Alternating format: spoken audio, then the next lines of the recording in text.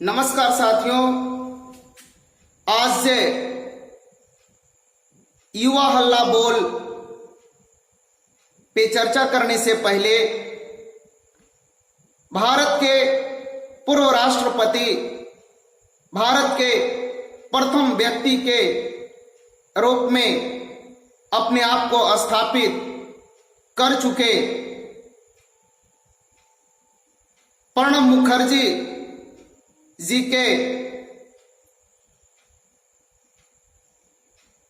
निधन पर उनके दिवंगत आत्मा को श्रद्धांजलि अर्पित करते हुए आज मैं रुपेश कुमार युवा हल्ला बोल जो ट्विटर जो कल 1/9/2020 को किया जाएगा, युवा हल्ला बोल ट्विटर कैंपेन जो 1/9/2020 को किया जाएगा, इसमें आप सभी युवा बढ़ चढ़ करके भाग लें और इस युवा हल्ला बोल ट्विटर कैंपेन को सफल बनाने का प्रयास करें।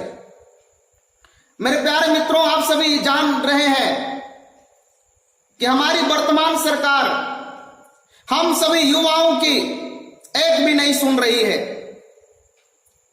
हमारी वैकेंसी कब आती है, हमारी ज्वाइनिंग कब होती है, हमारी एग्जाम कब होती है, इन तमाम मुद्दों पे हमारी सरकार की कोई चिंता नहीं है। वैकेंसी कितना आ रही है, जनसंख्या बढ़ रहा है, जनसंख्या के अकॉर्डिंग वैकेंसी आ रही है या नहीं आ रही है, इस पे हमारी सरकार की कोई चिंता नहीं है। रिजल्ट हो या ना हो, बस जब युवा परेशान हो तो एक नोटिफिकेशन जारी कर दिया जाए, बस युवा इससे समझ जाएगा कि अब जो है से कि रिजल्ट आएगा। मेरे प्यारे मित्रों, हमारी आवाज को ना तो मीडिया वाले उठाते हैं, ना तो हमारी सरकार सुनती है। इसलिए जो भी शिक्षक हम सभी युवाओं की आवाज को जो उठाने का काम किए हैं, उसमें मैं 2-4 शिक्षकों का नाम लेना चाहूंगा जिन्होंने बढ़ चढ़ के अपनी भूमिका को निभाया है। हिंदुस्तान की शीर्ष पे बैठे हुए जो शीर्ष सरकार है, उस सरकार के खिलाफ में मुद्दा उठाने का काम किया है, जिसमें अविनय शर्मा जी जो मैथमेटिक्स के शिक्षक हैं, गगन प्रताप सर ये भी मैथमेटिक्स के टीचर हैं, पटना के 1 रुपया से 11 रुपया के वेतन लेकर के पैसे लेकर के पढ़ाने वाले गुरु रहमान सर हैं, उसके बाद में राकेश यादव सर हैं। इन तमाम शिक्षकों ने, उसके बाद में टाइम्स कोचिंग के जितने भी शिक्षक हैं, उन सभी लोगों ने बढ़ चढ़ के युवाओं की मजबूरी को समझा और युवाओं के मन की बात को आगे पहुंचाने का प्रयास किया। मेरे प्यारे मित्रों, हम लोग बहुत दिनों तक हर पार्टी को लेकर के चला, उसके झंडा को टांग करके चला, हमने उसकी हर मन बात को सुना, लेकिन हमारी मन की बात को कोई नहीं सुना। इसलिए आप तमाम सभी युवा साथियों से मेरा सादर निवेदन है कि कल दिनांक 1/9/2020 को जो ट्विटर कैंपेन अभियान चलाया जाएगा, इस ट्विटर कैंपेन अभियान में हम सभी अपना योगदान अवश्य दें। और अगर जिनका ट्विटर अकाउंट नहीं बना हुआ है, वो निश्चित तौर पे ट्विटर अकाउंट आज बनाने का काम करें और कल दिनांक 1/9/2020 को सरकार को ये पता दिला दें, याद दिला दें कि हम भी युवा किसी से कम नहीं है। मेरे प्यारे मित्रों, बिहार में चुनाव होने वाली है, बहुत अच्छे समय पे हमारे शिक्षकों ने इस आवाज को उठाया है, बहुत अच्छे समय पे सरकार को याद दिलाया गया है। अगर हमारी सरकार इस बात को अगर सुन लेती है तो निश्चित तौर पे हम लोग जो है से कि उनका वोटिंग करने के लिए तैयार हैं। लेकिन अगर हमारी एक भी बात नहीं सुनी जाती है तो बाइकॉट मीडिया, बाइकॉट सरकार और आने वाला चुनाव में जो सरकार, जो वर्तमान में हमारी सरकार है, जो हमारी बात को नहीं सुन रही है, हम युवाओं की आवाज को दबाया जा रहा है, युवा रोजगार मांग रहा है, मोदी जी सुन लीजिए, हम वही युवा हैं, हम वही युवा हैं 2014 में निचले पैदान से आपको स्वर्ग के सीढ़ी तक पहुंचाने का काम किए थे। आज वही स्वर्ग के सीढ़ी के माध्यम से 2019 में भी वही युवा आपको पहुंचाने का काम किया है। लेकिन मोदी जी ध्यान रखिएगा, 2014 से 5 साल बीत गया, युवा अपनी मन की बात नहीं कही, आपकी मन की बात को सुनते रहा। लेकिन अब याद रखिए, आपकी मन की बात को कोई सुनने वाला नहीं है। आप इस मन की बात में ही आपने देख लिया होगा, आपके मन की बात को कितने न्यूज चैनल वालों ने यूट्यूब चैनल पे आपका मन की बात को मंच साझा किया था, मन की बात को चलाने का काम किया था। उसमें आपने देखा होगा कि कितना लाइक मिला और कितना डिसलाइक मिला। इससे आपको तो पता चल गया होगा, इससे सभी न्यूज चैनल वालों को यह अंदाजा मिल गया होगा कि ये आज के युवा जो बेरोजगार है वो अपना किस तरीके से विरोध प्रदर्शन कर रहा है। मोदी जी, आप इस कोरोना रूपी महामारी में जिस तरीके देश की संपत्ति को बेचने का काम कर रहे हैं चुपे चुपे, उसी तरीके से युवा भी अब चुपे चुपे अपना मन बना चुका है और यूट्यूब के माध्यम से, ट्विटर के माध्यम से, फेसबुक के माध्यम से, इंस्टाग्राम के माध्यम से, इन तमाम इलेक्ट्रिक गैजेट के माध्यम से हम सभी युवा आपको जवाब देने के लिए तैयार हैं। मोदी जी याद है ना, जो आपने 2019 में जो एनटीपीसी का फॉर्म भरवाए हैं, 2.5 करोड़ लड़कन फॉर्म भरा है, उसमें से 500 रुपया करके आपने पैसा लिया है। मोदी जी, 2.5 करोड़ गुने 500 अगर गुना किया जाए तो लगभग 12 अरब 50 करोड़ रुपया होता है। और 12 अरब 50 करोड़ रुपया की अगर ब्याज दर निकाल लिया जाए, 3 रुपये सैकड़ा के हिसाब से अगर निकाल लिया जाए, तो आप जानते हैं 9 अरब रुपया 2 साल का होता है। तो आपने 9 अरब रुपया उस हमारी पूंजी से आप तो पैसा कमा लिए मोदी जी, लेकिन हम लोग को क्या मिला? आपने कहा था कि बहाली हो जाने के बाद, एग्जाम हो जाने के बाद आपका 100 रुपया रखा जाएगा और 400 रुपया लौटा दिया जाएगा। कब लौटाइएगा? कब लौटाइएगा? और 9,000 करोड़ और 9 अरब रुपया कमाने के बाद 9 अरब रुपया और कमाइएगा, तब लौटाइएगा क्या? मोदी जी, अच्छी तरीके से सुन लीजिए, युवा अब बैठने वाला नहीं है। और हमारे बिहार के जो नीतीश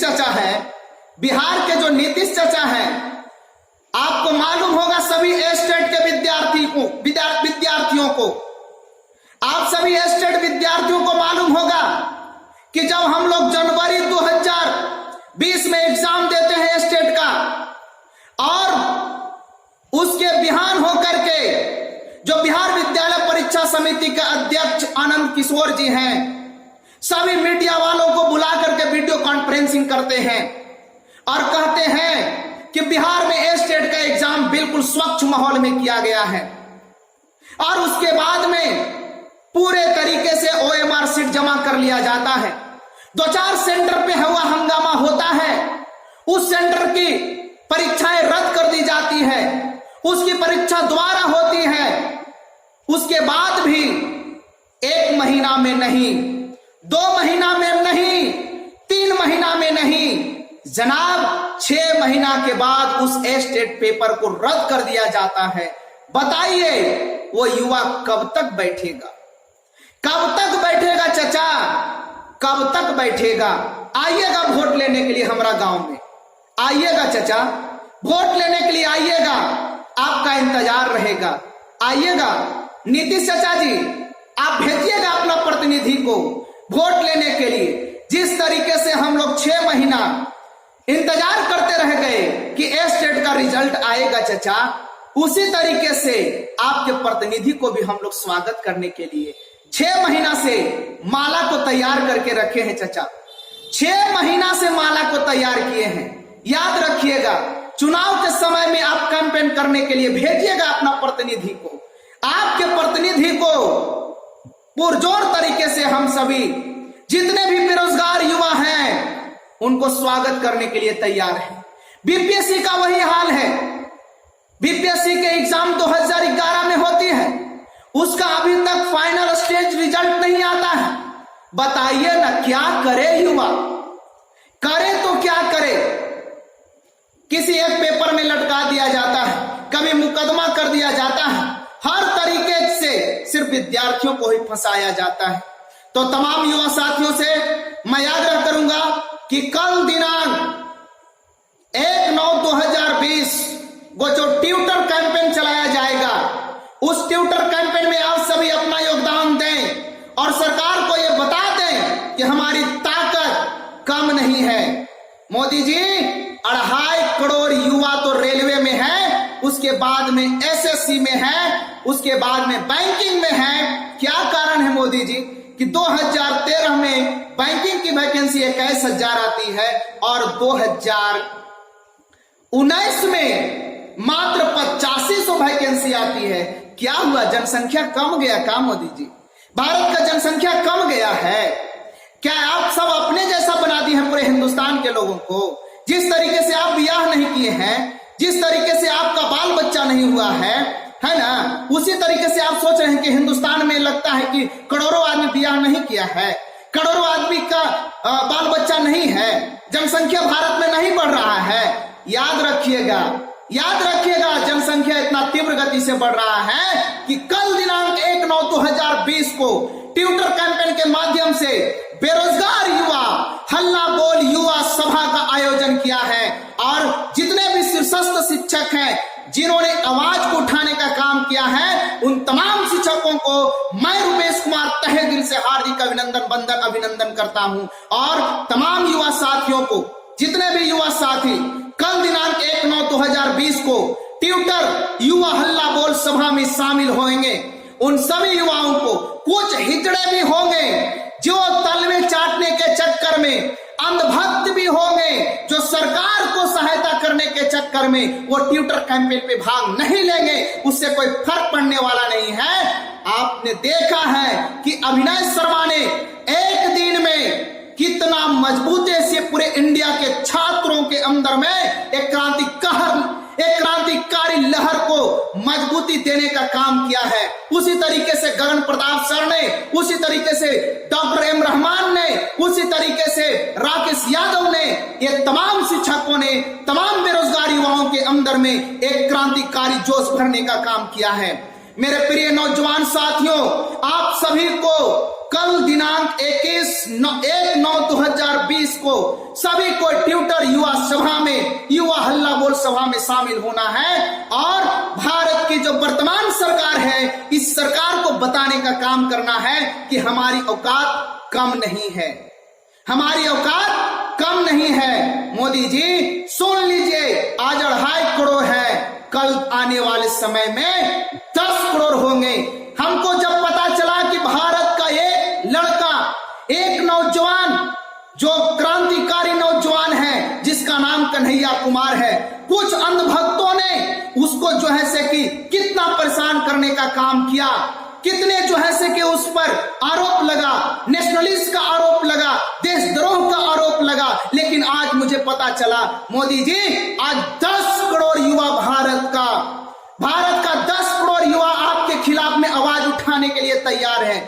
पहले तो एक युवा आवाज उठा रहा था ना, सिर्फ कन्हैया कुमार आवाज उठा रहा था ने, आज 10 करोड़ युवा, हिंदुस्तान के 10 करोड़ युवा कल दिनांक 1/9/2020 को पूरे हिंदुस्तान के अंदर में अपना ट्यूटर कैंपेन चलाने वाला है।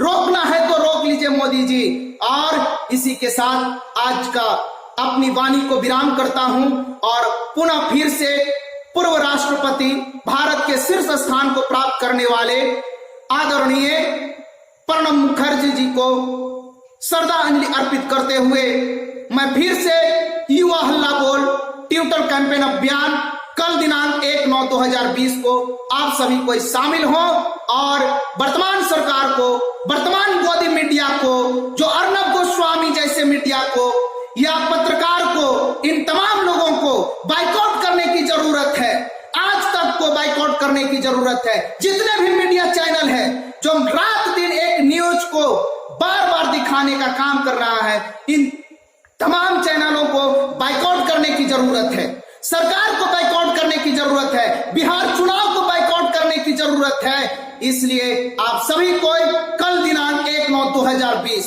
ट्विटर युवा हल्ला बोल सभा में आप सभी को शामिल हो। फेसबुक, यूट्यूब, इंस्टाग्राम, इन तमाम माध्यमों से आप सभी अपना आवाज को आगे पहुंचाने का काम करें। बहुत बहुत धन्यवाद। जय हिंद, भारत माता की जय, वंदे मातरम।